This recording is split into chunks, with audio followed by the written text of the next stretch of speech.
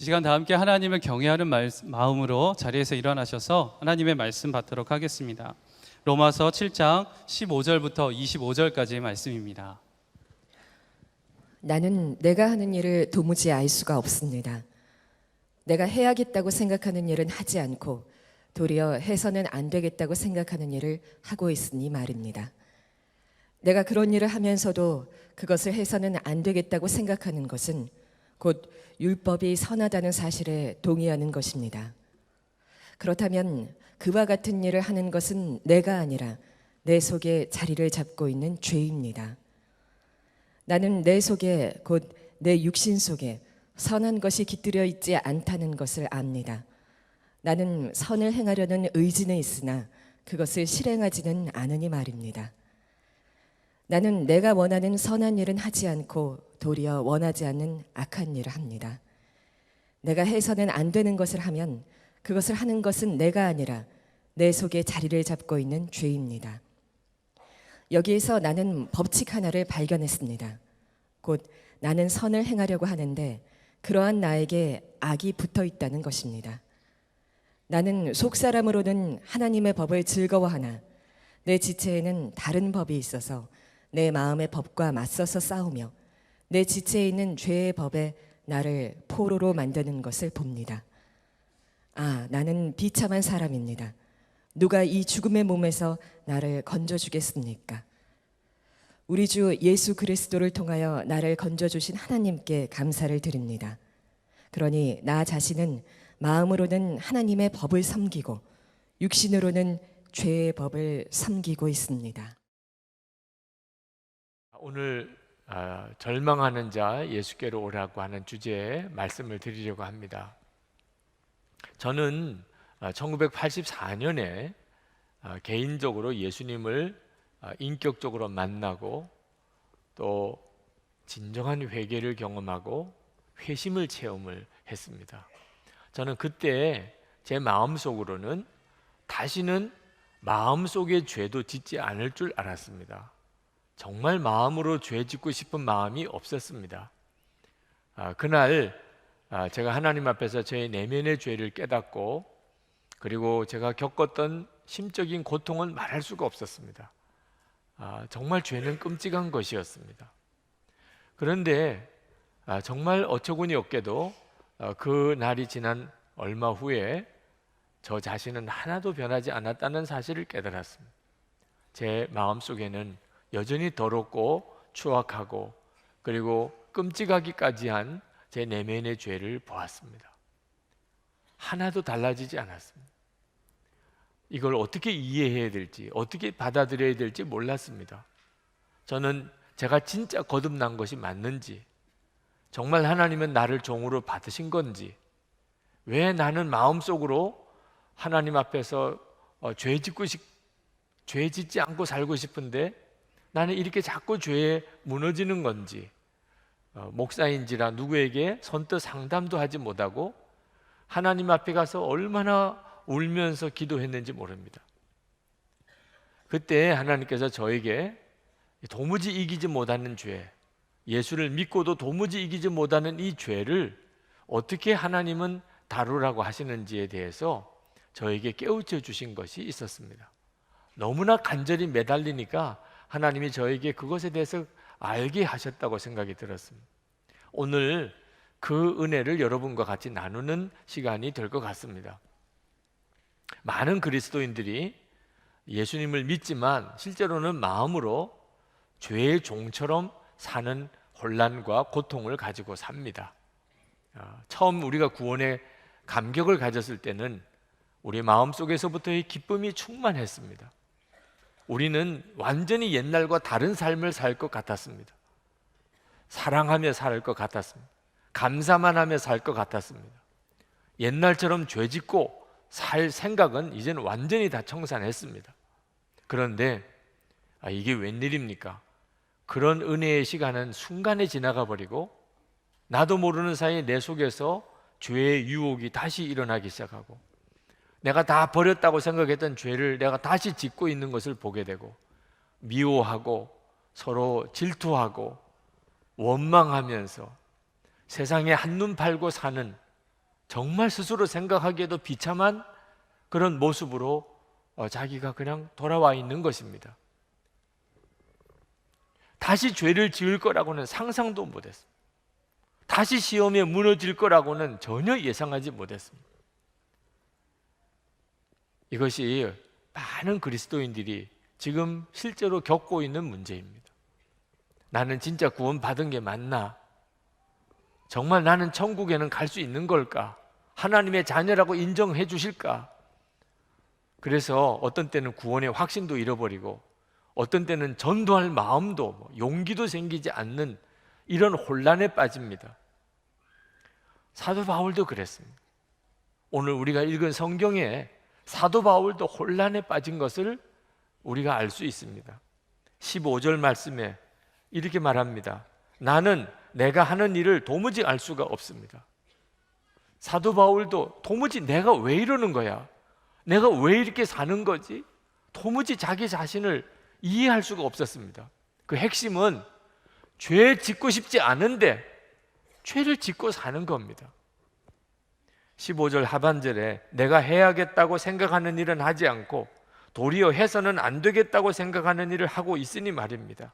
19절에 나는 내가 원하는 선한 일은 하지 않고 도리어 원하지 않는 악한 일을 합니다. 예수를 믿는데도 그렇다는 겁니다. 그래서 사도 바울이 인정할 수밖에 없었습니다. 그것은 예수를 믿고 구원받았지만 여전히 내 안에 죄와 악이 그대로 있구나. 그걸 인정할 수밖에 없었습니다. 21절에 여기에서 나는 법칙 하나를 발견하였습니다. 곧 나는 선을 행하려고 하는데 그러한 나에게 악이 붙어 있다는 것입니다. 악이 붙어 있는 거예요. 예수를 믿었는데 여전히 내 속에 악이 붙어 있는 거예요. 그리고 그 죄가 나를 계속 죄짓게 만드는 겁니다. 예수를 믿었는데 여전히 죄가 나를 계속 죄를 짓게 만드는 겁니다. 17절에 그와 같은 일을 하는 것은 내가 아니라 내 속에 자리를 잡고 있는 죄입니다. 20절에 내가 해서는 안 되는 것을 하면 그것을 하는 것은 내가 아니라 내 속에 자리를 잡고 있는 죄입니다. 22절에 나는 속사람으로는 하나님의 법을 즐거워하나 23절 내 지체에는 다른 법이 있어서 내 마음의 법과 맞서 싸우며 내 지체에 있는 죄의 법에 나를 포로로 만드는 것을 봅니다. 이건 불신자의 고백이 아닙니다. 예수를 믿는 그것도 사도 바울의 고백입니다. 그래서 사도 바울이 너무나 비참하여 울부짖었습니다. 24절 나는 비참한 사람입니다. 누가 이 죽음의 몸에서 나를 건져주겠습니까? 이 성경 구절은 유명한 성경입니다. 개역 성경 오호라 나는 공고한 자로다. 이 사망의 몸에서 누가 나를 건져내랴. 이 시간 이 예배를 드리러 오늘 와 앉아 계신 여러분들 중에도 지금 똑같은 이 심정을 가지고 계신 분들이 있으실 겁니다. 토요일 어제 저녁에 또 지난 주간에 여러분이 어떻게 사셨습니까? 죄로 넘어지고 반복적으로 또 습관적인 죄를 또 짓고 하나님이 다 보시는 것을 알면서도 여전히 죄 짓고 살다가 오늘 이 시간 예배 시간에 이렇게 나와 앉아 있기는 하지만 하나님께서 내 예배를 받아주실까? 내가 이거 너무 가정한 거 아니야? 이런 생각을 하고 계신 분들이 있으실 거예요. 사도 바울만 이런 탄식을 하는 게 아닙니다.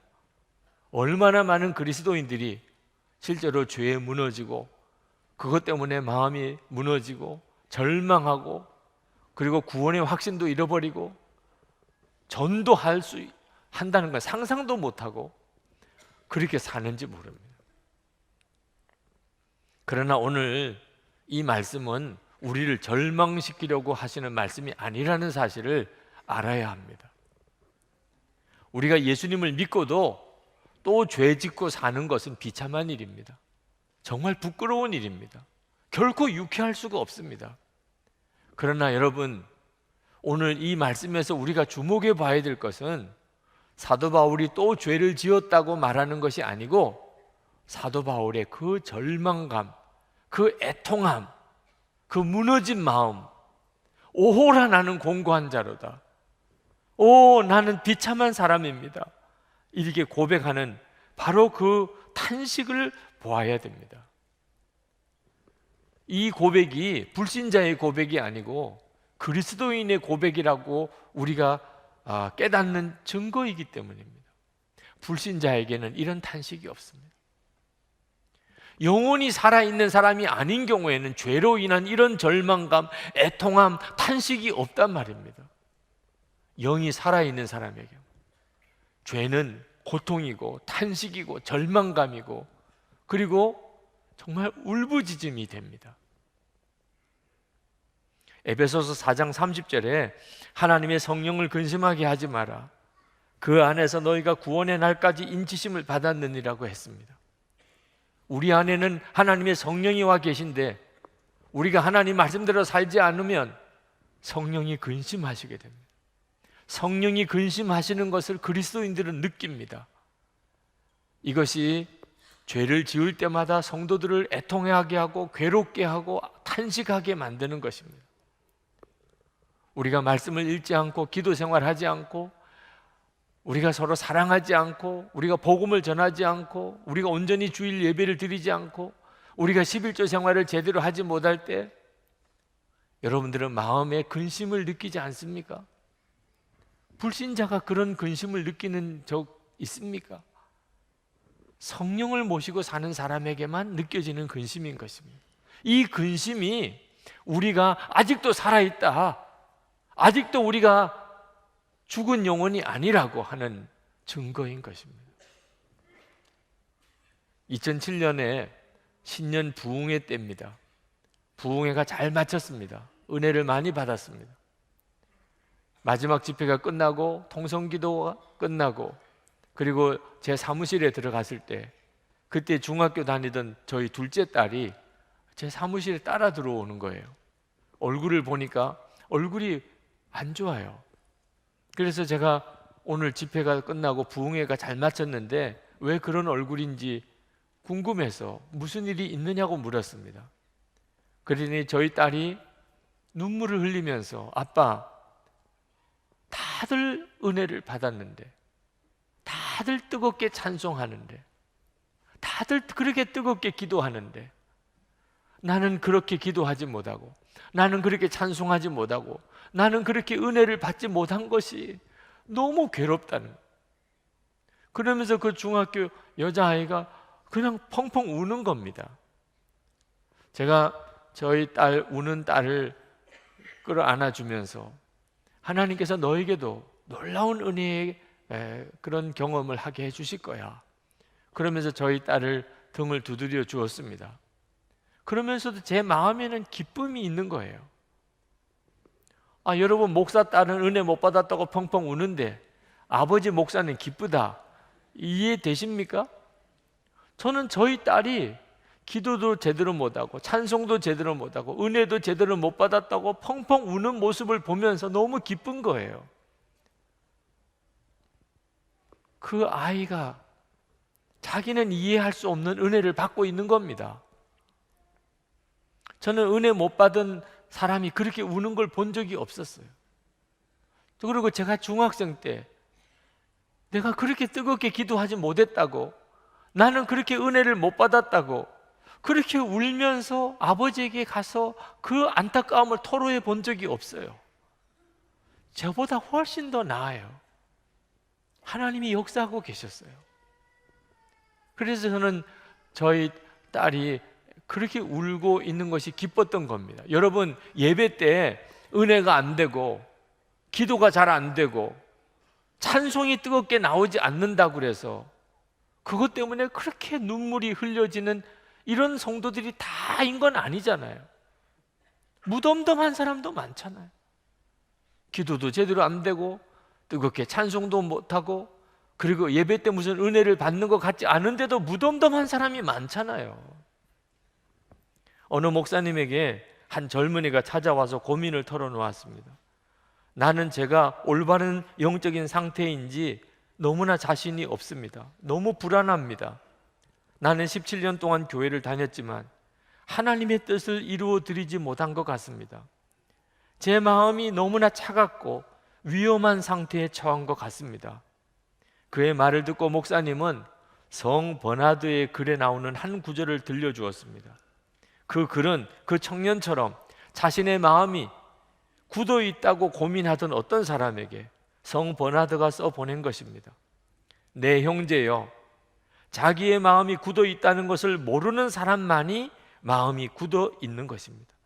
자기가 완고하다는 것을 모르는 사람만이 진짜 완고해진 것입니다. 여러분, 오늘 이 시간에 나는 왜 이렇게 마음이 냉랭할까? 나는 왜 이렇게 마음이 완고할까? 나는 왜 이렇게 마음이 굳어 있을까? 나는 왜 이렇게 은혜를 제대로 못 받을까? 왜 나는 이렇게 뜨겁게 기도가 안 될까? 그런 생각하시는 분이 계십니까? 아주 좋은 상태입니다. 진짜 마음이 굳어진 사람, 정말 냉랭한 사람, 하나님의 은혜를 진짜 못 받는 사람은 그런 마음 자체가 들지 않기 때문에 나는 왜 이렇지? 나는 더 뜨거운 믿음을 갖고 싶은데 왜 나는 그런 은혜를 못 받을까? 여러분의 영이 살아있기 때문에 여러분에게 그런 갈망을 심어주는 것입니다. 많은 사람이 상담을 해오는 성경 구절이 하나 있습니다. 두려운 마음으로 그 상담을 해옵니다. 히브리서 6장 4절부터 6절입니다. 한번 빚을 받고 하늘의 은사를 맛보고 성령에 참여한 바가 되고 하나님의 선한 말씀과 내세의 능력을 맛보고도 타락한 자들은 다시 새롭게 하여 회개하게 할 수 없나니 이는 그들이 하나님의 아들을 다시 십자가에 못 박아 드러내놓고 욕되게 함이라.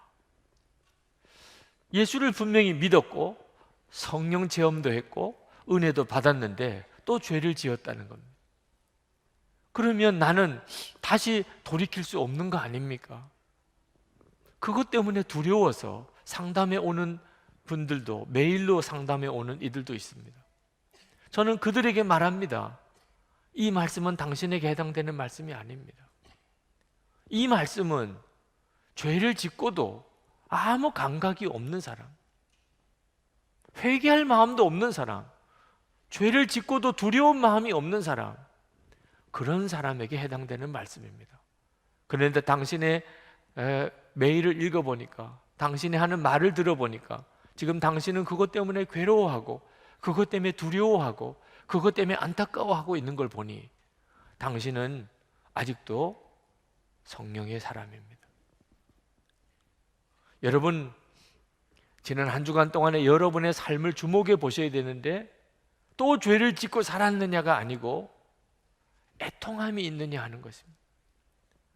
세상을 따라 살았고 육신을 따라 살았고 그리고 죄를 짓고 살았던 그것 때문에 여러분의 마음이 애통합니까?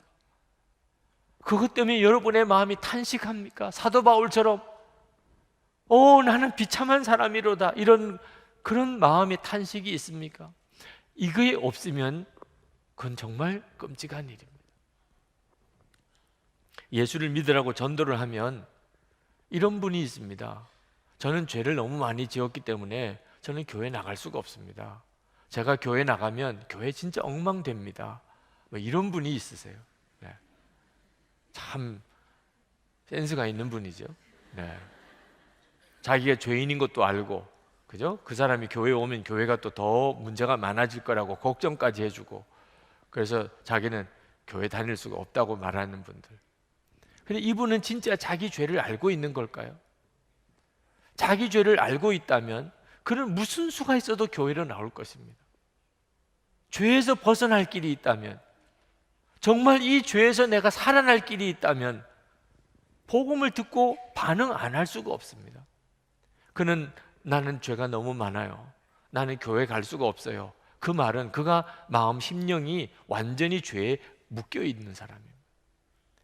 그 속에 주인 노릇하고 있는 마귀가 그에게 계속 말하는 것입니다. 너는 평생 이렇게 죄 짓고 사는 거야. 너는 교회에 나갈 만한 자격이 없어. 너가 교회 가면 교회가 더 타락하게 돼. 그런 메시지에 자기도 모르게 완전히 눌려 지내는 것입니다. 그는 진정으로 죄에 대해서 알고 있는 것이 아닙니다. 알면 그렇게 할 수가 없습니다. 그는 이미 마귀에게 마음을 완전히 뺏겨버리고 사는 것입니다. 10대들이 때때로 이렇게 몰려다니면서 나쁜 짓을 하고 있는 그런 아이들을 봅니다. 근데 그 무리에서 얼마든지 빠져나올 수 있습니다. 빠져나오려고만 한다면 얼마든지 빠져나올 수 있습니다. 자기 힘으로 못하겠으면 부모님에게 의논하고 선생님에게 의논하고 경찰관에게 의논하면 얼마든지 빠져나올 수 있습니다. 그런데 빠져나오는 아이들이 드뭅니다. 왜 그렇습니까? 그 마음속에 마귀가 낙심을 심어주고 있습니다. 너는 안 돼. 너는 꼼짝없이 여기 있어야 돼. 너는 이 일만 하는 거야. 너는 변화 가능성이 없어. 마음이 완전히 죄에 무너져 있습니다. 유흥업소에서 일하는 여자 종업원들 거의 90%가 나는 변화될 수가 없어. 나에게는 새로운 삶이라는 게 있을 수가 없어. 그렇게 생각하고 있다는 통계가 있습니다. 완전히 마귀가 주는 생각에 마음이 사로잡혀 있는 거죠. 여러분, 죄에 대해서 무감각해져 버리는 거. 이렇게 그냥 평생 사는 거야. 예수 믿는 것도 다 이런 거지 뭐. 죄 짓고 와서 또 예배 드리고 그럼 또 돌아가서 또 죄 짓고 이렇게 사는 거지 뭐. 아닙니다, 여러분. 절대 그렇지 않습니다. 여러분에게 있어서 죄를 무감각하게 받아들이는 것이 무서운 것입니다. 죄를 지었다는 게 중요한 게 아니고 그 죄를 내가 어떻게 반응하느냐 하는 것입니다. 이럴 수가 없어. 이럴 수는 없어. 여러분, 죄는 영혼의 암입니다. 여러분이 병원에 가서 진찰을 받았는데 암입니다, 이런 진단을 받았을 때 어떤 마음이겠습니까? 여러분이 죄를 지을 때 여러분이 그런 심정이 되면 정상적인 영혼입니다. 그때는 살아있는 영혼입니다. 암입니다, 이런 진단을 받았는데 감기입니다, 이런 정도의 반응도 안 나오는 사람이면 그 정말 죽은 사람이죠. 근데 실제로 그리스도인들 중에 그런 분들이 있습니다. 절벽을 향해서, 낭떠러지를 향해서 브레이크가 파열되어서 달려가는 차 중에 앉아 있다고 생각해 보세요. 그때 여러분들은 어떻게 하시겠습니까? 지금 내 처지가 그런 처지인데 아무 감각이 없다면 죽은 사람이나 감각이 없는 거죠. 여러분이 진짜 죄로 인해서 고통스러워하고 있을 수가 없는 일이라고 생각하면서 안타까워하고 눈물로 그 문제를 하나님께 기도하면 여러분, 하나님은 반드시 역사하십니다. 25절 말씀에 사도 바울이 놀라운 고백을 합니다. 우리 주 예수 그리스도를 통하여 나를 건져주신 하나님께 감사를 드립니다. 아니, 왜 갑자기 이런 반전이 일어납니까? 아니, 24절에는 나는 비참한 사람이로다, 이 사망의 몸에서 누가 나를 건져내랴, 이래던 사도 바울이 25절에 가서는 예수 그리스도로 말미암아 통하여 나를 건져내신 하나님께 감사드립니다. 아니, 갑자기 감사와 찬송이 왜 나옵니까? 여러분, 죄로 인해서 너무너무 괴로워하고 절망하고 답답해하고 낙심하는 분들은 이 로마서 7장 24절 25절을 절대 잊으시면 안 됩니다. 이 말씀이 여러분을 살리는 말씀이기 때문에. 사도 바울이 말하려고 하는 건 핵심은 이겁니다. 우리가 예수님을 믿어도 우리 힘으로는 절대로 죄를 못 이깁니다. 여러분이 예수를 믿을 뿐만 아니고 집사가 되고 권사가 되고 장로가 되고 목사가 된다 하더라도, 여러분이 성경 박사라도, 여러분이 신학교를 다녔어도,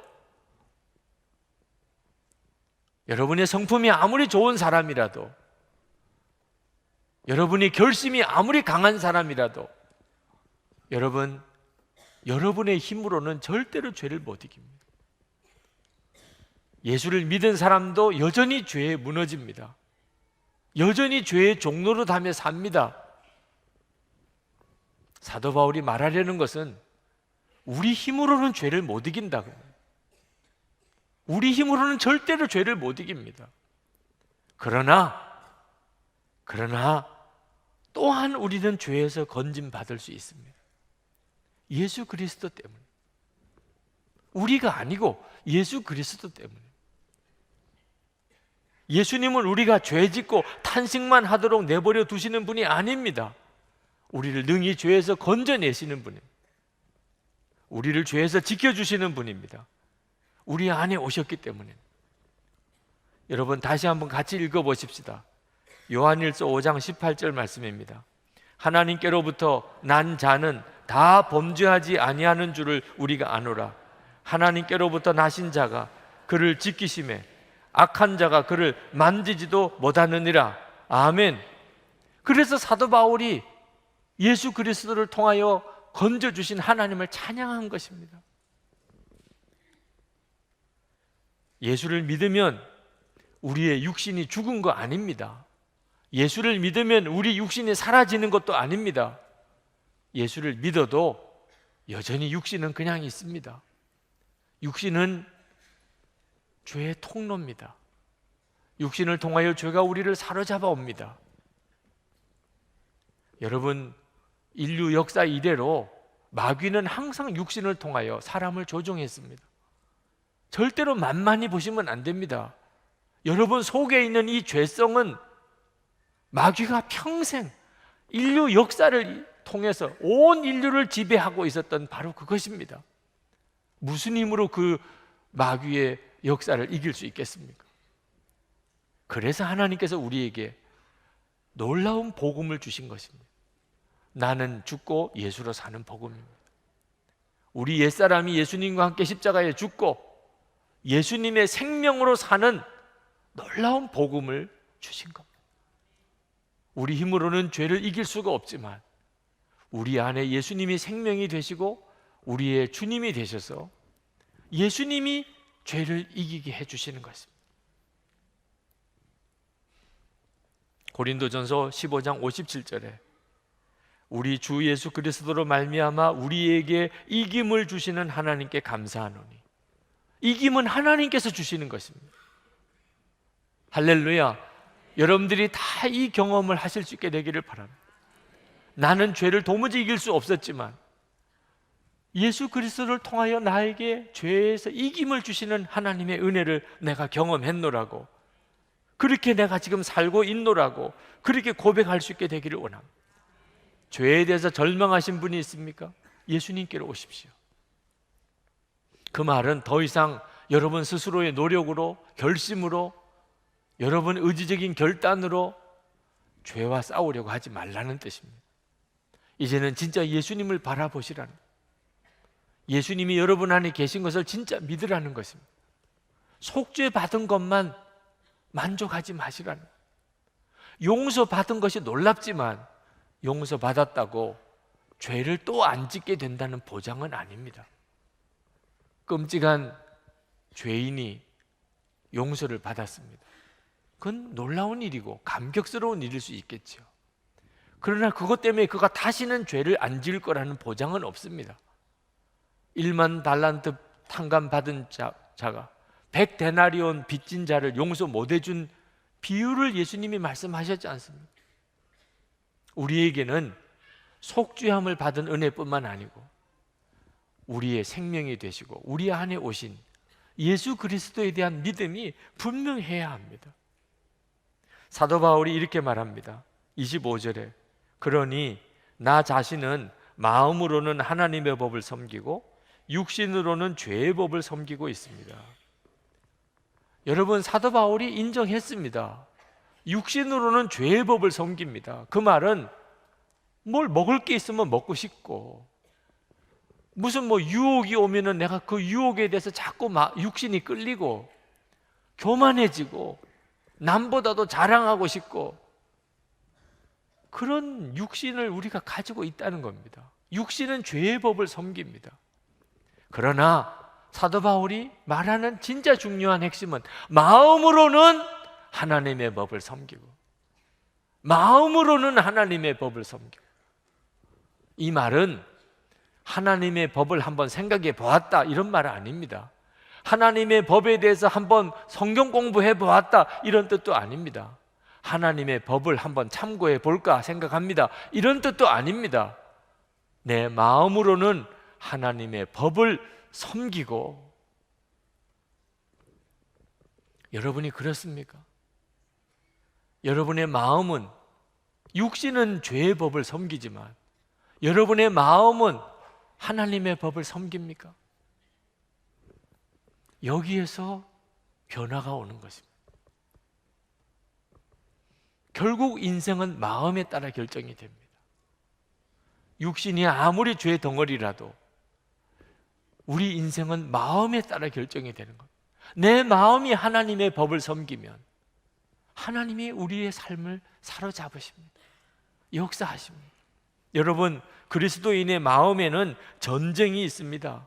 영적인 전쟁입니다. 여러분의 마음에 전쟁이 일어나고 있으니까 여러분이 힘들고 괴로울 때가 있습니다.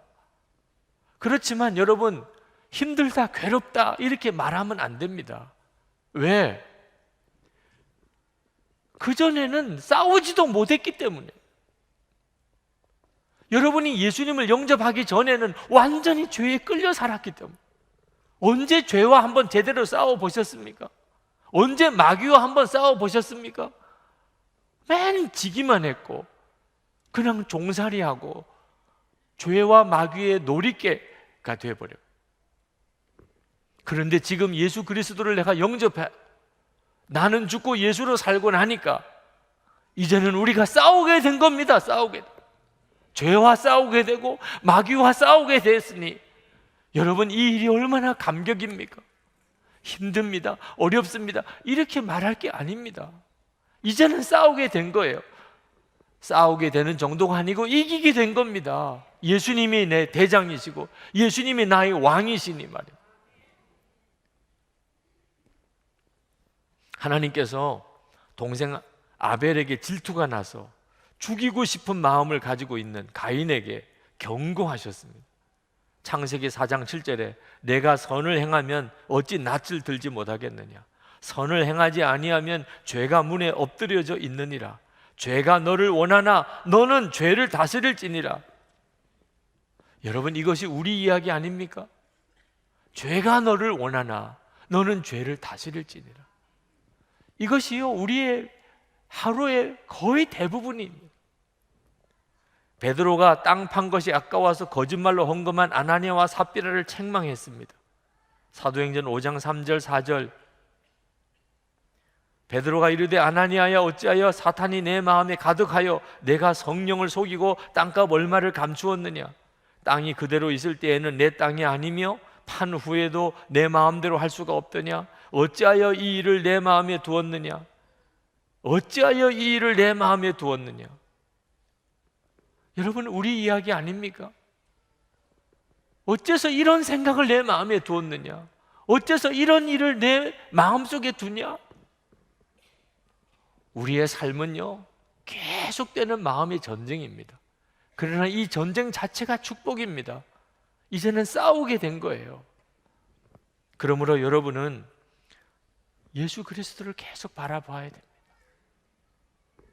제가 죄 때문에 그렇게 극심한 내적인 고통을 겪을 때 정말 몸부림치면서 강대상 뒤에서 떼굴떼굴 구르면서 하나님, 저 죄 짓지 않게 해주세요, 그렇게 기도할 때 하나님께서 저에게 주신 응답이 죽으라는 것이었습니다. 저는 그 응답을 듣고 얼마나 충격을 받았는지 모릅니다. 하나님이 저를 보시는 판단이 그 정도밖에 안 되는 건가? 여러분, 어지간하면 죽으라고는 안 하잖아요. 아니, 재판을 할 때도 사형, 이건 진짜 최악이잖아요. 가능성이 1%도 없을 때 그때 나 사형이잖아요. 어지간하면 무기징역이죠. 여러분 보실 때 제가 그렇게 나빠 보입니까? 저는 하나님이 저에게 죽으라고 말씀하실 때 하나님이 보실 때는 유기성이에게는 1% 선한 것도 없구나, 건질 게 아무것도 없구나, 너는 죽어야 된다, 그렇게 말씀하신다고 생각이 들었습니다.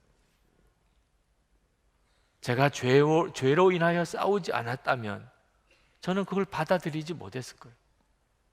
저는 저 자신이 내가 이렇게 더러운 놈인가, 내가 이렇게 가증한가, 내 속에는 이렇게 죄가 강한가, 이 문제 때문에 하나님 앞에 정말 울고불고 몸부림치지 않았다면 죽으라고 하는 말씀 앞에서 저는 받아들이지 않았을지 몰라요. 근데 저는 이미 죽고 싶었어요. 어떻게 하면 나 자신을 죽일 수 있냐만. 근데 이미 죽었다는 거예요. 우리가 이미 죽었다는. 그래서 저는 그것을 기쁨으로 받아들였어요. 나는 죽었습니다. 이제는 내 안에 예수님이 사시는 것입니다. 저는 그때부터 비로소 죄에서의 승리를 경험하기 시작했습니다. 여러분, 왜 우리가 죽어야 됩니까? 왜 예수님으로만 살아야 됩니까? 우리의 육신이 우리 속에서 계속 우리를 죄로 사로잡아 들어오기 때문입니다. 오늘 이 시간에 여러분은 정말 예수님으로 사시기를 원합니다. 죄에 대한 갈등은 우리가 살아있다는 뜻입니다. 그러나 언제까지 갈등만 느끼다가 끝날 수는 없잖아요. 예수님을 바라보세요. 24시간 주님을 바라보세요. 그러면 우리에게도 똑같은 고백이 나옵니다. 25절, 우리 주 예수 그리스도를 통하여 나를 건져주신 하나님께 감사를 드립니다. 아멘. 이것이 우리의 간증이 되고 우리의 고백이 되는 것입니다. 이 시간 기도합시다. 여러분, 하나님 앞에 간절히 기도하십시다. 하나님, 제가 죄로 인해서 너무나 마음이 무너져 있습니다. 그러나 이것이 하나님의 역사인 것을 깨닫고 감사드립니다. 그러나 하나님, 제가 언제까지나 이렇게 죄로 인해서 고통당하고만 끝나고 싶지 않습니다. 죄에 대한 이김을 주소서, 승리를 주소서, 주 예수 그리스도를 통하여 나를 건져주신 하나님께 감사를 드리게 해주소서, 주를 온전히 바라보게 해주소서. 통성으로 기도하겠습니다.